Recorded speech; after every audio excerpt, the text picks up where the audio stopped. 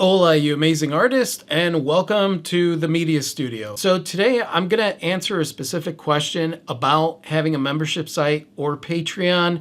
I know that a lot of you guys may want to do something like that. Now that I've experienced this for some time, I'm able to talk about it and give you some pointers as far as like what to do and what not to do. So Corey has a few questions and says, I know a lot of us are interested in developing these membership sites or Patreon on our own, and we're all using different approaches to handle them, like subscriptions through YouTube, live streaming with Discord and such. I just wonder if you have any words of advice or dangers to avoid. And yes, I do. Corey also adds, the landscape of options has grown, Ko-Fi, Fourth Wall, etc. And by the way, you guys, there's a lot of those kind of things out there. And really, I don't know anything about those. I only did Patreon and I've done my own membership site, which we'll get into that. But if it's something that you're interested in doing, I do recommend that you do your research and watch videos from people that have used those kind of things. I was wondering if you might discuss a topic on podcasts or membership videos someday, because I'm sure in hindsight, you've gleaned a lot of lessons. Things like, when did you reach critical mass? Figuring out what need you provide specifically to your community, and if I knew then what I know now stuff. So when did we reach critical mass? I'm not really sure what you mean by that, because all I can think of is like supernovas and things like that. But I will say that we spent years putting ourselves out there, doing shows and festivals and things like that. And then at one point we decided that we were going to start doing YouTube videos, which you guys are enjoying, eventually podcasts and stuff. All of that kind of started as a social experiment. A lot of the members were asking about Patreon, and both Klee and I were like, I don't even know what that is. We don't use Patreon. It ended up being pretty surprising how much we enjoyed being able to connect with our community with Patreon. Critical mass in nuclear fission is the point at which there's like enough material for it to become self-sustaining. So if by critical mass you mean when did this thing dial in and become a well-oiled machine, we'll let you know when that happens. We had no idea what we were doing when we launched our membership stuff on Patreon. We tried stuff and some of it worked and some of it didn't work. If you mean critical mass by like when did you get to a place of popularity before starting a Patreon, I don't know. I think we had like 20,000 subscribers at that point or something like that. I didn't really think about it. It was just a social, just something that we were doing so that we could explore that a little bit more and have more knowledge on those kind of things. What about figuring out what need you provide specifically to your community? This one is a little bit challenging for us, right? So like, let's say that you do art tutorials. It's a no-brainer that if you do open a Patreon, that you're going to have art tutorials. Let's say that you have not giveaways, because Patreon doesn't like giveaways, or you have a blog, a private blog or a private podcast, or you have exclusive videos, like you have a channel like ours, and then you have, behind the scenes videos and stuff. I would say it's funny because it's a balance, right? You don't want to be pulled in a bunch of different directions by like, you should do this and you should do that. But also one thing that did work to our benefit is that we were actively like listening and paying attention to what our community was gravitating towards or what they were getting the most out of or what was the most fun for everybody. At the end of the day, sites like Patreon and stuff like that, those are more along the lines of donation platforms. So really, it's kind of based on what is the content that you're putting out there, if you're putting out content, or if you're doing art. If you're doing art, what are the things that you could give to the people that are following your art career? If you're doing music, what can you give back to those people? You have to kind of think about it in that way, because if you think about providing a specific need for your community, honestly, things get a little bit clunky. I literally have no idea what need or needs we're fulfilling for anyone. Still don't know. Why do you like us? You're all so much cooler than we are. At the end of the day, you also have to think about your own career and what it is that you do.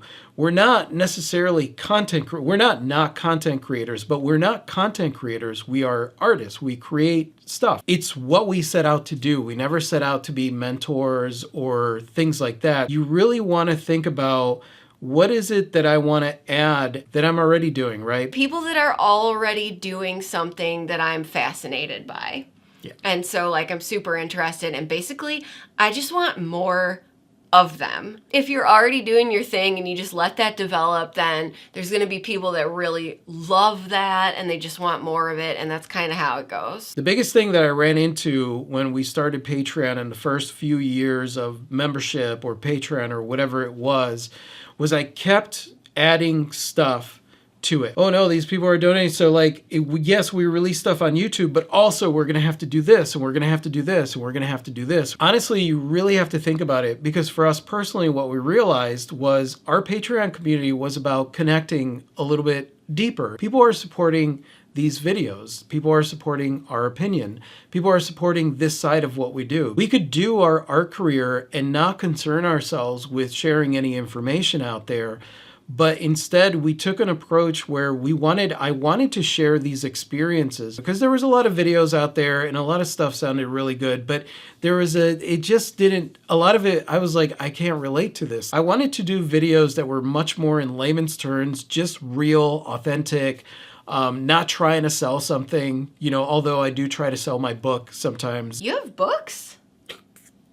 I'm sorry. Yes, I do. I had to. That's a question that happens So many sometimes. books. This is shared because I feel the need to share this. I want to share this. This is part of my expressing myself, is sharing the things that I've learned or experienced, or my opinion mostly. That's what you get, is my opinion. Sure, I'll get a lot of comments of people like wanting stuff from us. Like, oh, what you should do is this, or what you should do is that.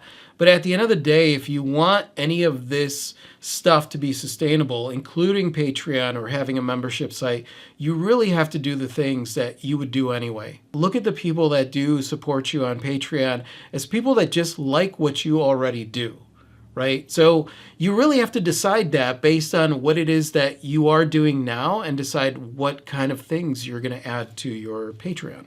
If I knew what I knew then, is a great question. I would say that one of the things I would mostly focus on was paying attention to the fact that the moment that money gets involved in something, you are going to complicate it. Especially like with me, I still deal with stuff where like I want to be a people pleaser. If you are a people pleaser, or you are a recovering people pleaser, you are going to feel like you're never doing enough for your membership community, and you are going to have to work through that. You end up doing way too much. You end up doing things that are extra to what you already do. No matter what we were doing, just always feeling like somehow we were letting somebody or many somebodies down in some way, shape, or form, whether it was what time slot a thing happened, or how often a thing happened, or how many things were happening. And so that is an internal personal journey that having a community is probably going to push that button. And here's the thing, Corey, if you have an art career, you're already busy with an art career. If you're doing shows, you're busy with that. It's a lot of work to run an art career and run a website and run all that stuff. And I would say that the biggest thing that I learned in all of this was to not stretch myself out too thin. So some of the things that I would look at differently is, what are the platforms, right? What are the fees on the platforms? When it comes to doing your own membership site, the biggest thing that I ran into when it came to us building our own rogue site and all that stuff was maintenance for the website. I was observing Rafi doing all this administrative stuff on the back end of the membership website, because when you are handling people's billing information and dealing with security and dealing with plugins and dealing with code, like, it's a full-time job. Instead of being able to make art and engage with the community, which is what we're trying to do always, it was like all this back-end admin stuff. Let somebody else, like a platform, handle the administrative end, especially if you are also managing your own personal website or your e-commerce website. Like, that is a lot to manage. Just be aware of that. The other thing that I would do is be very, very careful that you don't become reliant on that money, because that money is not, it really isn't sustainable. For example, on Patreon, a lot of creators make anywhere between $300 to $1,500 a month. That's where you want to be very, very careful about the things that you offer. I recommend that if you do offer stuff, either offer something weekly or offer something monthly, and make sure that you don't add too much on your plate, because if you add too much on your plate, A, it's going to lead to resentment, and B, it's just, you're not going to feel like you're getting paid enough to do this extra stuff that you're doing. That's why I say, like, make sure that it's something that you would do anyway, and don't add too much on your plate. This should not be something that you rely on. It should be something that is extra, because it's people out there that are following you that like what you're already putting out there. It's just people. People are going to sign in. People are going to sign off. People are going to join. People are going to leave. It's basically just people that like what you put out there and want to support you in some way, shape, or form financially. Members are going to come and go. They're going to leave, and sometimes you're going to feel bad about it, and you're going to think that it's something that you did, or you're going to wonder why, or they're going to be like, I don't like you anymore, and that's going to be an emotional hurdle. Really, a lot of times it doesn't even matter what the need is, because there's plenty of people on Patreon that offer all kinds of needs. If they're going to join your Patreon, it's because of you. It's because of you. And really, ultimately, like, you have to look at it in that way, where it doesn't take away from your art career, because at the end of the day, your art career, whatever it is that you're creating, that's the thing. That's the thing that you really want to pour your focus on. I think really, if I'm able to leave you with any advice that really ultimately matters, is no matter what you do, if you're going to think about doing something like this, remember, A, there's already got to be information out there. Like, for example, we had hundreds of videos out there, and so people watched the videos, and because they got benefit from the videos, then they decided that they wanted to join our Patreon. And on our Patreon, we have private live streams. People get to be part of the live pod, and they'll get a video every week based on, like, this video. Like, in this video, I'm going to have extra stuff that I'm going to tell you on Patreon, Corey. So, like, those are the kind of things that I do. Ultimately, what I'm saying is, don't get in it for the money because you think that you're going to get some consistency. Get in it because you do want to connect a little bit closer, or you want to give people who would like to give back to you the opportunity to give back to you. Building a community of like-minded people and sharing common interests and having fun together is so much more incredible than I ever could have even imagined it could be. Is it a worthwhile pursuit? Heck yeah, it is. Putting yourself out there in any capacity, like, that's going to happen organically, I think, especially if you are genuinely enjoying what you're doing. So I would say, like, don't get too bogged down or stressed out either about the logistics of it, because everybody's community is going to kind of look and function differently. For me, it's always been about sharing what I've learned, sharing my opinion, sharing those kind of things with people out there that are like-minded. And that's really, at the end of the day, what I want to do with that. I don't want to create a business from that. It's just an opportunity to bring in some income that is going to support this side of what we do. So yeah, that's pretty much what I have off the top of my head. Just really think about what you're going to get into when you're doing this. And like I said, if you're chasing the bucks, if you think you're going to get rich off of putting together a membership site, think again. Really think about, what is it that I want to do? Do I want to be a membership site host, or do I want to run Patreon like a business, or am I an artist and this is what I'm sharing out there? It'll really help you define for yourself what it is that you want to do if you are going to do some kind of Patreon or mentorship thing, or whatever it is that you're doing out there. And I guess we're getting to the end. Would you like to say goodbye, Klee? Good day. And Corey, hopefully that answered your question. If you have any other questions for me, please reach out to me on Discord and we could have a one-on-one there. Make sure you tag me though. And I'm curious to know if you guys have any experience with any of this stuff. If you have any pointers for anybody, just go ahead and leave that in the comment section below. And thank you guys so much for watching. You guys are absolutely amazing.